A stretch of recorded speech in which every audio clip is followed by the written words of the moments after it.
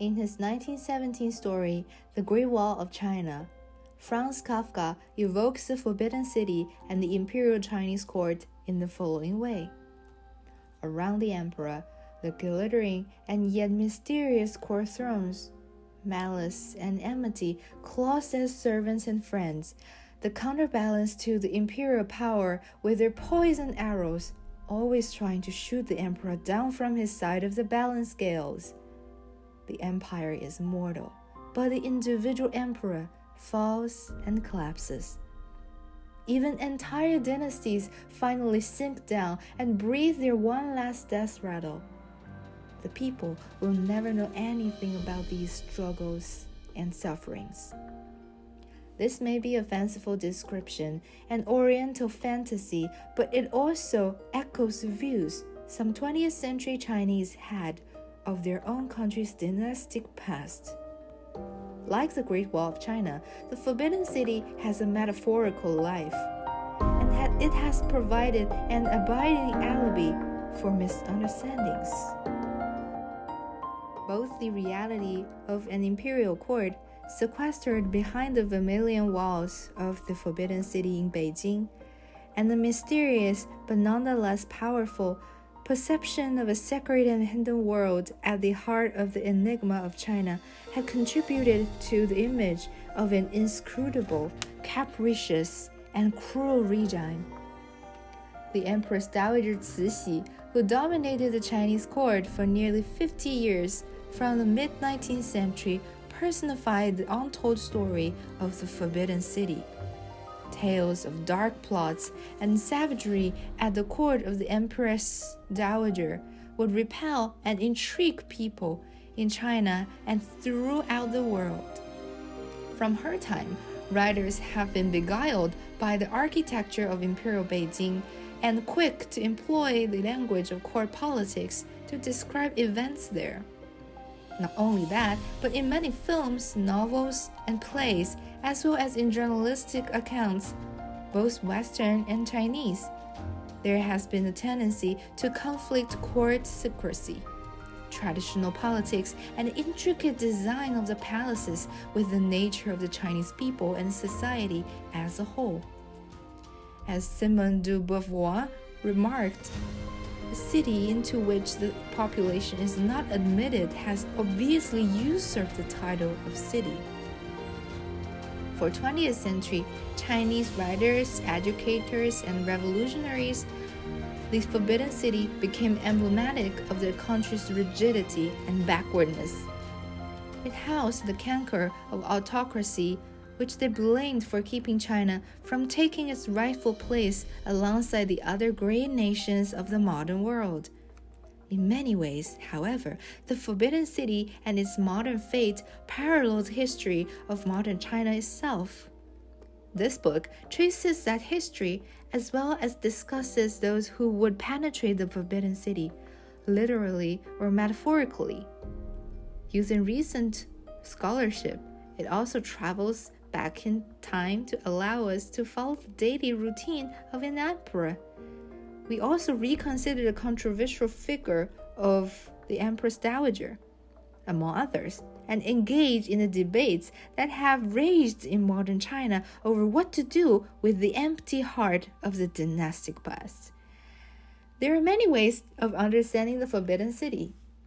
From the very beginning, it was designed to be a place of display and spectacle.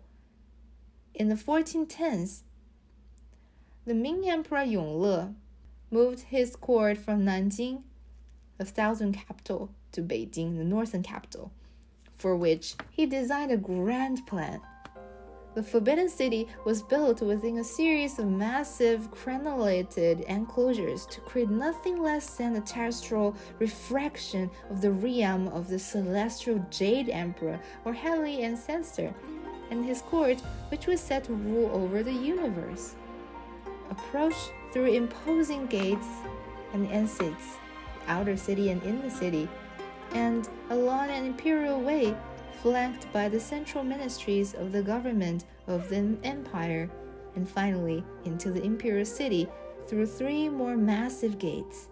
The Forbidden City covered over 72 hectares, containing imposing imperial structures and vast courtyards, as well as over 900 rooms.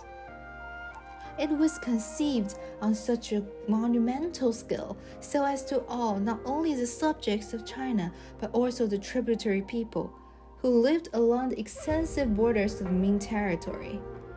It was also the focal point of imperial rites and festivals designed to ensure the harmony of heaven, earth, and man. As the art historian Simon Leys observed of the palace, quote-unquote, this vast gathering of courts and palaces remains one of the most sublime architectural creations in the world. In the history of architecture, most monuments that try to express its imperial majesty abandon the human scale and cannot reach their objective without reducing their occupants to ants. Here, on the contrary, greatness always keeps an easy measure, a natural scale. It is conveyed not by a disproportion between the monument and the onlooker, but by the infallibly harmonious space. The just nobility of these courts and roofs, endlessly reaffirmed under changing light of different days and seasons, gives the onlooker that physical feeling of happiness which only music can sometimes convey. As a body loses weight in water, the visitor feels a lightening of his being to swim thus in such perfection, quote, end quote. The Forbidden City was, as the name suggests, a city unto itself. It contained grand ceremonial halls raised on high marble platforms in which the emperor and his ministers officiated over the day-to-day administration of the empire. These were located in what was called the outer court. Behind these and to the north of the formal throne rooms and the offices of the bureaucracy was the inner court. This was strictly isolated from the more public areas of the Forbidden City. The inner court housed the imperial family and its army of retainers in numerous palaces, generally single-story courtyard residences with large formal buildings and more intimate living areas. These lavish structures were allotted to the female members of the imperial family according to rank and intimacy with the throne. The palaces within the largest city palace of the Forbidden City were the setting for much of the drama of court life. The wealth of empire and the clustered nature of absolute power allowed successive Ming rulers 1368 to 1644 to pursue their own pleasures within the inner court, whenever they are tired of the strictures of royal routine and the burdens of running a vast empire. After years of increasingly corrupt rule, the Ming faltered. Rebel forces invaded the celestial capital in the 1640s, destroying much of the city itself. A Ming loyalist, hoping that an army led by Manchus from the northeast would help defeat the rebel chief occupying the Dragon Throne, allowed the Manchu military juggernaut to pass through the Great Wall. The last Ming ruler, the Chongzhen Emperor, 1624-44, had already committed suicide on a hill immediately behind the palace. The Manchus did oust the rebels, but they also overthrew the Ming, bringing an end to Han Chinese rule. The Manchus, a non-Han foreign race, established the capital of their invasion dynasty of the Qing in Beijing. They were regarded by the people of the old Ming Empire as conquering barbarians. But over the following centuries, the Manchu rulers worked hard to show the supposedly more highly civilized Han people that they had the moral authority as well as the cultural finesse to rule over the vast Ming territory. They rebuilt Beijing on an even grander scale than before and dominated that city, and an expanded Chinese empire under an anti-monarchist revolution forced them to abdicate 268 years later in early 1912.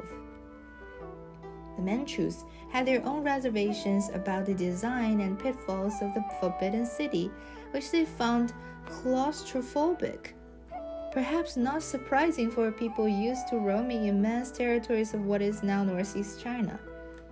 They spent long months every year at the garden palaces they built outside the walls of Beijing and far beyond the Great Wall at their extensive mountain lodge at Chengde and at the Mulan hunting grounds even further north. Some were outspokenly disturbed by the confining atmosphere of the imperial maze.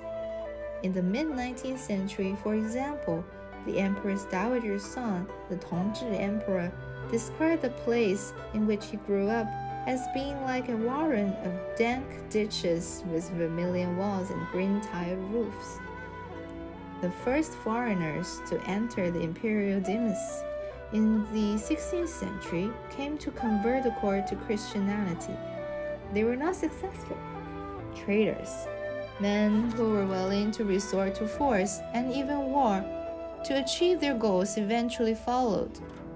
The accounts of these two groups, scholar missionaries and canny merchants, color views of what was often known as Great Within and its occupants to the present day.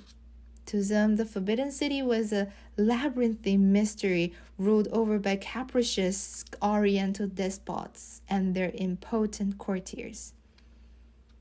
The palace and its intriguers, its mystique and its history have thus played a central role in defining both Chinese and Western perceptions of China. In 1912, upon the fall of the Qing dynasty, the Republic of China was founded. Its first president, Yuan Shikai, established his offices in the lake palaces, the imperial pleasure gardens adjacent to the Forbidden City. The Republic enjoyed an unsteady rule beset by internecine strife followed. In the 1930s and 1940s, by invasion and occupation by the Japanese. After a short-lived post-war peace, a titanic struggle broke out between the nationalist rulers of the Republic and communist insurgents who had grown strong during the struggle with Japan and whose clean living image offered a stark contrast to the rampant corruption of the old realm. 35 years after the fall of the Qing dynasty, at the time of the creation of the People's Republic of China, Mao Zedong and his comrades also chose to locate their communist government in the former imperial enclave of the lake palaces. This only reinforced the impression, however, that while rulers may come and go, the system as well as the habits of Chinese autocracy stay the same. As Franz Kafka put it, the empire is immortal. As much as Mao and his fellow revolutionaries might rail against the habits of the feudal past, the language, literary references, and political infighting were carried out in its shadow. The palace, a metaphor for old China, persisted as a metaphor for new China. Today, the visitor who ascends the gate of heavenly peace, the grand entrance to the imperial city that features the rostrum built for Chinese Communist Party leaders to view mass parades, is lucky to see anything at all. Beijing's few smoke-belching factories were mostly relocated in the run-up to the 2008 Olympics, but the smog haze of hyper-development still blankets and obscures the city for much of the year. The walls of old Beijing have long since been razed, as have most of the neighborhoods, and that reflected the city's ancient temper. Yet, for all of the destructive change that has been visited on the Chinese capital in the last 60 years, the Forbidden City remains. It is unique, the most tangible symbol of a Beijing that is no more. In the 20th century, the Forbidden City became a monument to the passage of dynastic China. Today, the Palace Museum that occupies much of the sprawling Forbidden City is one of the major tourist attractions of China's metropolitan capital. It showcases the material heritage of the nation. It symbolizes what, after a century of repudiation, is now regarded as being China's proud imperial past. The English literary historian and essayist Peter Quinnell visited the Forbidden City not long after it was opened to the public in October 1925. Quote, "Something in the atmosphere of a palace or temple starts to petrify when the human occupants vanish." Sic transit. The tag splits out so easily. There was a time when the past glories of the world went up in smoke at the touch of change. Nowadays, we are more conservative of fallen splendor, and empty palaces, from Peking to Madrid, are handed over to a dim rabble of custodians who punch tickets, jingle coins, and erect notice boards. End quote. For all of its vast expanse and grandeur, the Forbidden City is a somber and haunting presence.